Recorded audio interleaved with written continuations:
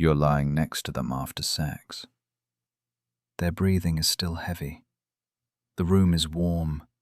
Your skin still remembers their hands. And for a second, it should feel close. It should feel like something landed. But instead, they roll slightly away. Maybe not all the way, just enough. They reach for their phone, or they make a joke, or they kiss your shoulder like they're being sweet, but somehow you feel even more alone than you did before they touched you. And your mind starts going, what is this? Why do I feel so empty right now? How can something be this passionate and still feel this disconnected? Did I imagine the intimacy? Am I asking for too much? Is this just sex? Or is this what love looks like when someone can't fully let you in? Here's the truth most people never hear. Sex doesn't feel empty because the chemistry is gone. It feels empty because the body was there, but the emotional presence never fully arrived. And you're not crazy for feeling that. You're not needy, you're not broken, and this is not proof that you're failing at love. By the end of this video, you're going to understand exactly why sex with a dismissive, avoidant partner can feel intense but still leave you hollow. What's actually happening beneath the surface for both of you, and what changes the emotional experience of intimacy for real. Let's get into it. Most couples believe empty sex means bad sex, or fading attraction, or incompatibility. But the real truth is usually much deeper than that. The real truth is this. Sex can be physically passionate and still emotionally thin when one partner's nervous system has learned that closeness is dangerous, overwhelming, or quietly expensive. That's what makes this so confusing.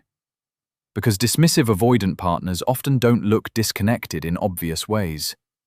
They can be affectionate, they can be sexual, they can be confident, they can even seem very into you. But intimacy is not the same thing as intensity. And that distinction changes everything. A dismissive avoidant partner often learned, somewhere early, that needing too much was unsafe, that vulnerability cost them. That real dependence came with disappointment, engulfment, shame, or loss of control. So now, even when they want connection, their nervous system starts managing distance before their conscious mind even realizes it's happening. And here's what nobody explains. When safety leaves a relationship, love doesn't always disappear. It goes underground. So what looks like emotional flatness after sex is often protection. What feels to you like withdrawal is often a nervous system saying, that was too close. Regulate, pull back, get space, don't stay here too long. Not because they don't care, not because you imagined the bond, not because the passion was fake, but because for some people, being deeply wanted activates the same alarm system as being deeply exposed. And if you don't understand that, you will personalize everything. You'll chase harder, they'll withdraw further. You'll ask for reassurance, they'll feel pressure, and the cycles between you start writing a story that neither of you actually meant to live. So this video is not about blaming dismissive avoidant partners. It's about seeing the real pattern. Because once you can see the pattern, you stop calling emptiness chemistry problems when they're actually safety problems. 1. Passion is not presence. Here's the part no one talks about.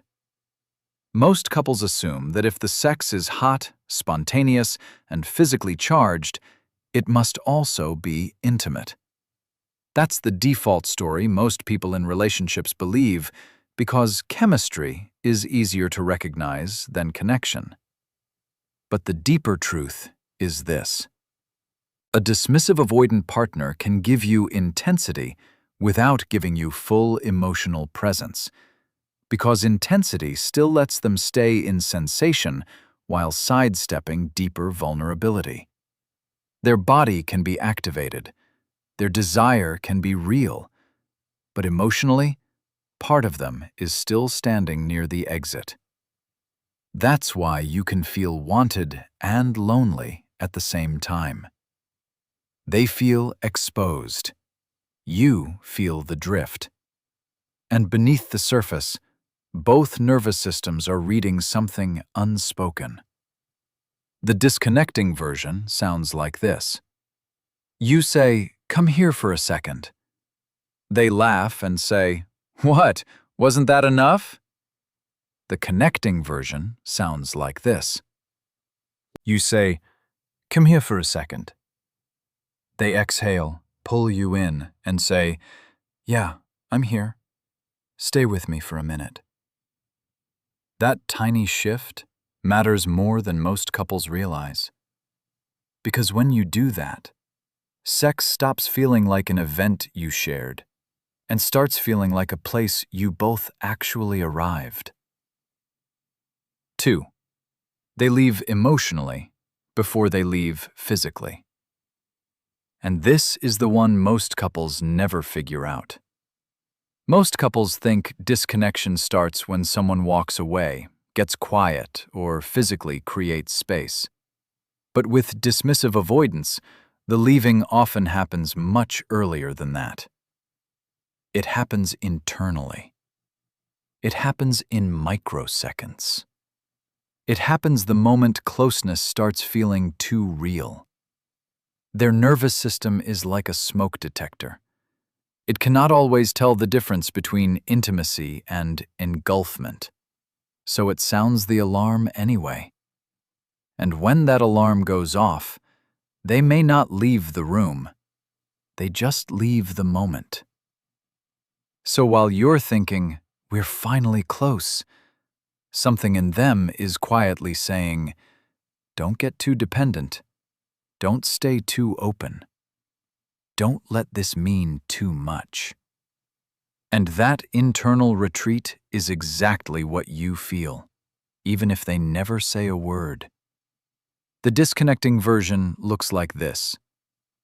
After sex, they stay next to you, but immediately say, "So, what do you want to eat?" Or they grab their phone, or crack a joke, or suddenly become weirdly practical. The connecting version looks like this. After sex, they pause. They notice the urge to escape, and instead of obeying it automatically, they say, "I get a little distant right after this sometimes. I'm not mad, I just get overwhelmed." That sentence is not a communication hack. This is what emotional maturity looks like, when someone starts staying honest instead of just staying defended.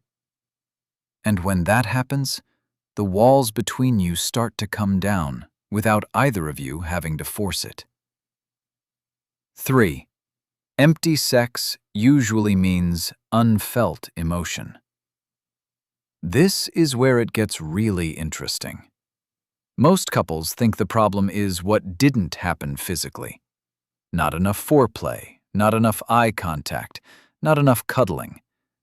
And sometimes those things matter. But the real issue is usually that something emotional never got felt all the way through. Not bad technique, not low desire, not a lack of attraction, but unfelt emotion sitting right in the middle of the bed. Because sex is not just physical contact. It's an amplifier. It turns up whatever is already living beneath the surface. Longing gets louder. Fear gets louder. Shame gets louder. Hope gets louder too.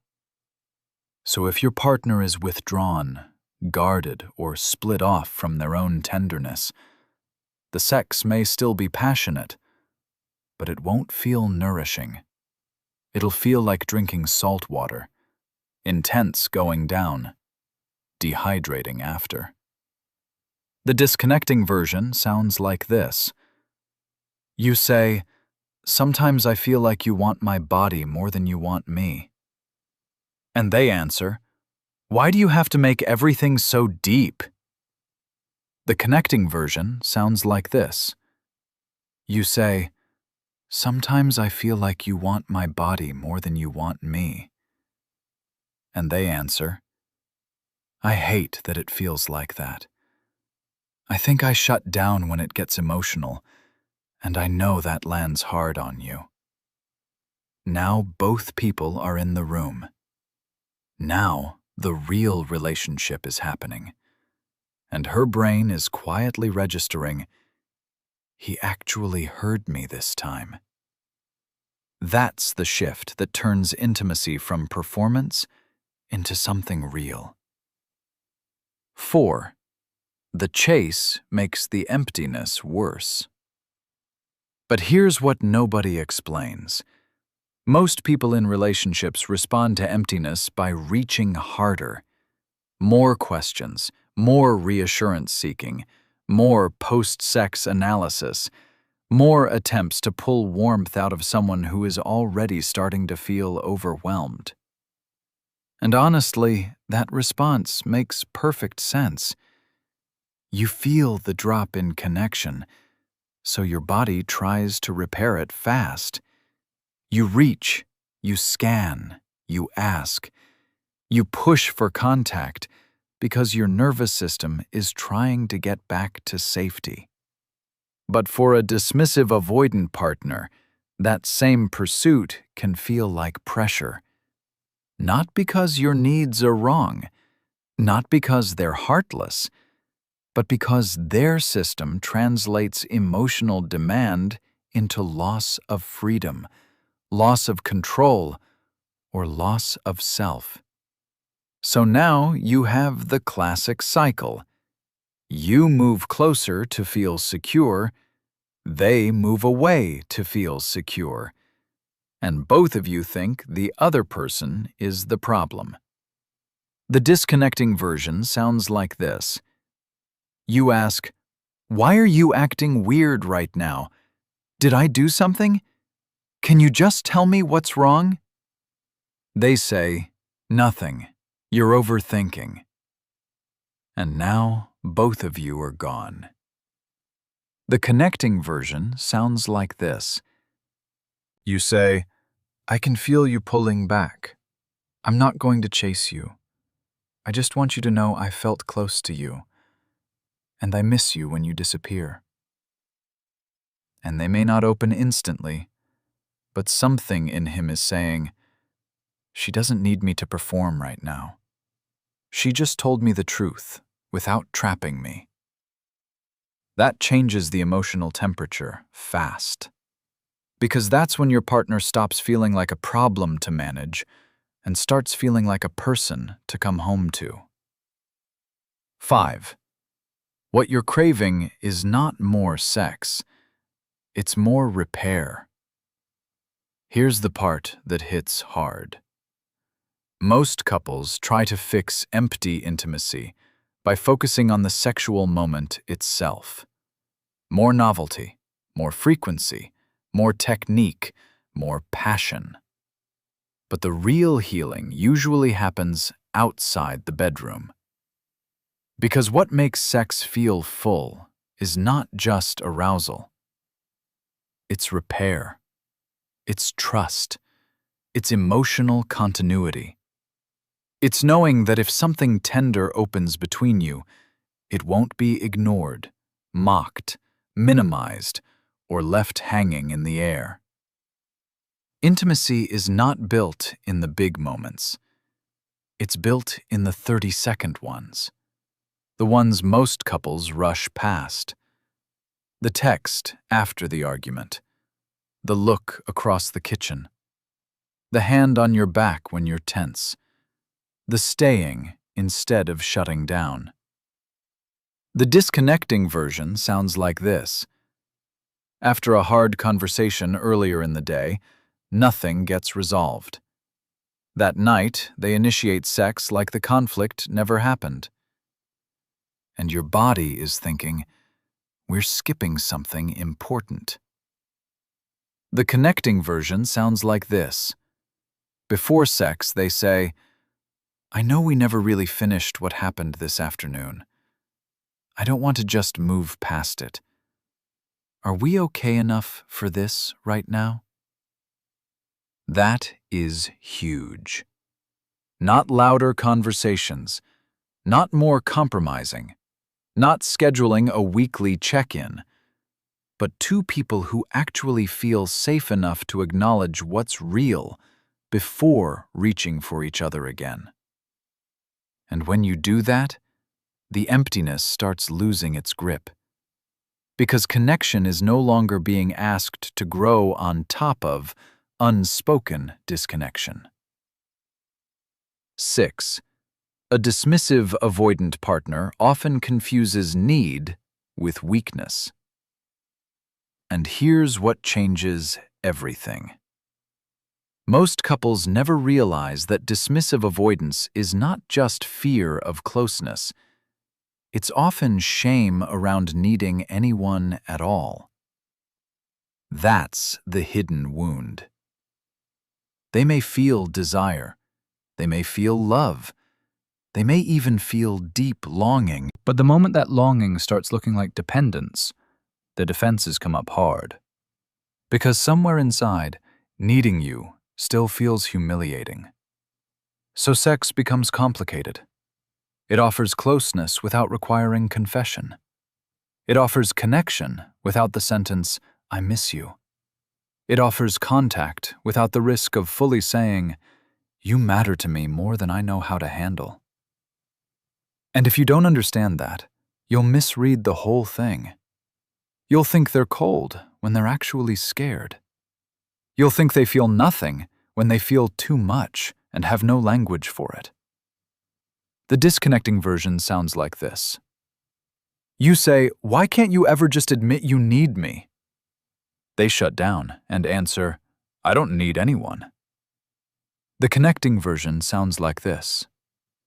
You say, I'm not asking you to be dependent. I'm asking you to be real with me. And over time, if they're doing the work, they may say something like, I do need you sometimes.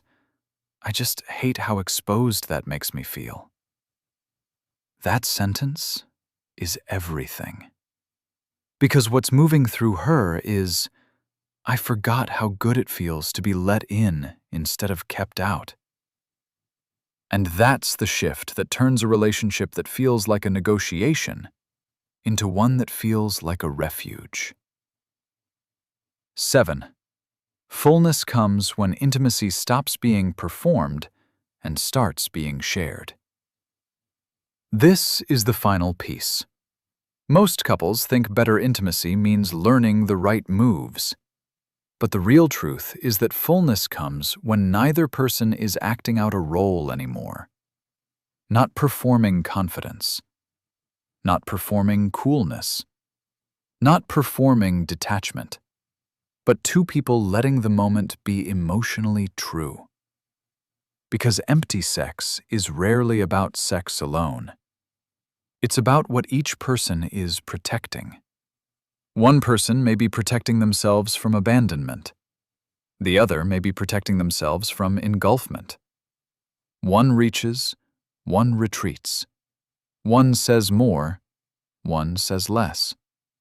But both are standing in front of the same door, wanting connection and fearing the cost. And here's the thing. The goal is not to make a dismissive avoidant partner instantly emotionally available.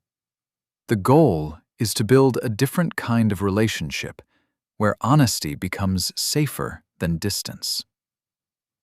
The disconnecting version sounds like this. They act present during sex, then become flat after, and both of you pretend not to notice. That's how scar tissue forms. Slowly. Quietly, over 100 moments that never got repaired. The connecting version sounds like this. Afterward, one of you says, can I tell you something vulnerable? Sometimes after we're close, I feel you disappear, and it hurts. And instead of defending, the other says, I know. I feel myself do it too. I want to learn how to stay. That is intimacy. This isn't a trick for avoiding conflict. This is what it looks like when someone has learned to love without disappearing from themselves in the process. And when you practice that, presence stops being something you hope for and starts becoming something you can actually feel. So if this has been your experience, hear me clearly. You are not imagining the emptiness, and you are not shallow for caring that sex feels emotionally full, not just physically intense. Because this was never just about passion. It was about presence. It was about safety. It was about whether two nervous systems could stay with each other after the moment got real. And when you understand that, you change. You stop begging chemistry to do the job that emotional honesty was always supposed to do. You stop calling yourself needy for wanting connection. You stop chasing what can only be built through repair, truth, and turning toward each other in the unspoken moments. This isn't a checklist. It's an invitation to become the kind of partner who can recognize patterns, name what's real, and create safety without abandoning yourself. And that changes everything about what becomes possible between you and the person you love.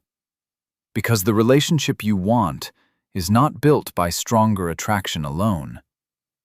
It's built when passion and presence finally learn to live in the same room. Real intimacy doesn't begin when someone touches your body. It begins when both of you stop hiding while they do. And if this gave language to something you've been carrying for a long time, stay here. Subscribe, and let me know in the comments which part hit the hardest. Because honestly, the moment you can name the pattern is the moment you stop being controlled by it.